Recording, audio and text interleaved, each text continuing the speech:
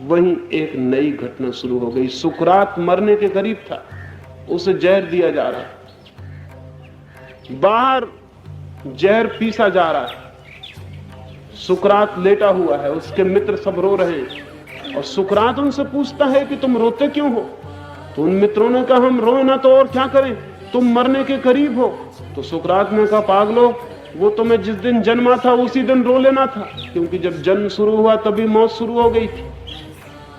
अब तुम इतनी देर करके रोते हो, वो तो जब मैं जन्मा तभी मरना शुरू हो गया। जब कहानी शुरू होती तभी उसका अंत भी आ जाता। जब पर्दे पे फिल्म शुरू होती है तभी जान लेना चाहिए कि समाप्ति भी आएगी। वो दी एंड भी तो बहुत जल्दी आ जाने वाला। वो तो प्रारंभ में ही अंत छिपा हुआ है। पागलो, सुकरात ने कहा, वो तो हम जन्मे थे तभी हमने समझ लिया था कि मर गए, बात वहीं खत्म हो गई। अब क्या रोते हो?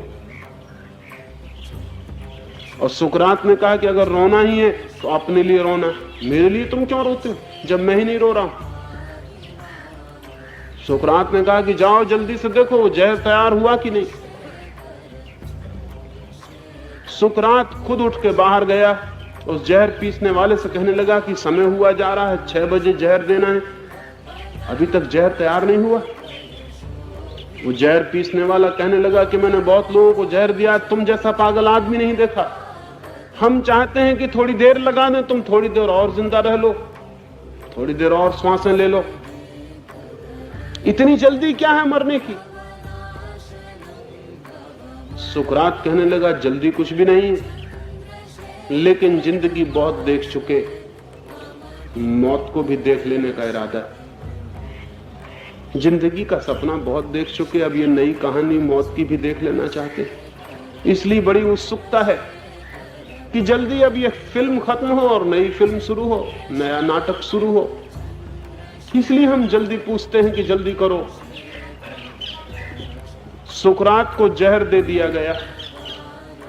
वो आदमी इस तरह जहर पी लिया जैसे किसी और आदमी को जहर दिया गया हो। जहर पीता रहा और बातें करता रहा। जहर पी के लेट गया और कहने लगा कि मेरे पैर ठंडे हो रहे हैं, ऐसा मालूम पड़ता है कि पैर ठंडे हुए जा रहे हैं। मित्रों ने कहा कि पैर ठंडे हुए जा रहे हैं, तुम ही ठंडे हुए जा रहे हो। सुकरात ने कहा कि मैं ठंडा कैसे हो सकता हूं, मैं तो जान रहा हूं कि पैर ठंडे हो रहे हैं, मैं तो अब भी वही हूं।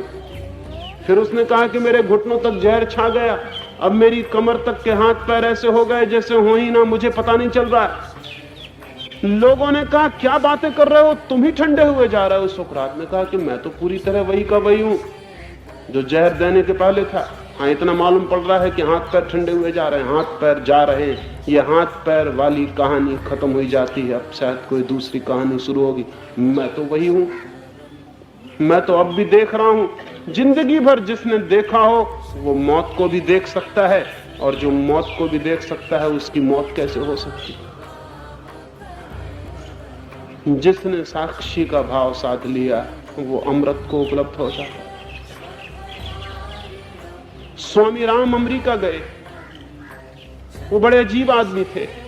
दुनिया पे कुछ थोड़े से अजीब आदमी कभी कभी पैदा हो जाते हैं, इसलिए दुनिया में थोड़ी रौनक। स्वामी राम बहुत ही अजीब आदमी थे। अगर कोई उनको गाली दे देता तो वो खड़े होकर हंसने लगते और मित्रों को जाके कहते कि आज बाजार में राम को खूब गालियां पड़ी। तो लोग कहते राम को, आपको नहीं। स्वामी राम कहते कि मुझको लोग जानते ही नहीं, गालियां कैसे देंगे? राम को जानते हैं, राम को गालियां देते। और जब राम को गालियां पड़ रही थी तब हम भीतर बैठ के हंस रहे थे मन ही मन में कि अच्छा है बेटा, खूब गालियां पड़ रही। एक गांव में राम गया था, स्वामी राम कहते एक गांव में राम गया था, गिर पड़ा एक गड्ढे में। हम खूब हंसे, हमने कहा कि अच्छे गिरे। अरे बिना देख के चलोगे गिरोगे ही। लोग कहते कि आप किसके बाबत बातें करते हैं? तो वो कहते इस राम के बाबत बातें करता हूं। और आप कौन हैं? तो वो कहते मैं तो सिर्फ देखने वाला हूं, ये राम पे कहानी चल रही, हम देख रहे। राम की जिंदगी है, हम देख रहे हैं। ये जो देखने की बात है, ये जो देखने की तरकीब है, ये जो देखने का टेक्निक है, जिंदगी के प्रति साक्षी हो जाने की ये जो कला है, ये धर्म का सारभूत रहस्य। देखें जिंदगी को एक साक्षी होकर, और तब एक नई जिंदगी की शुरुआत हो जाती है।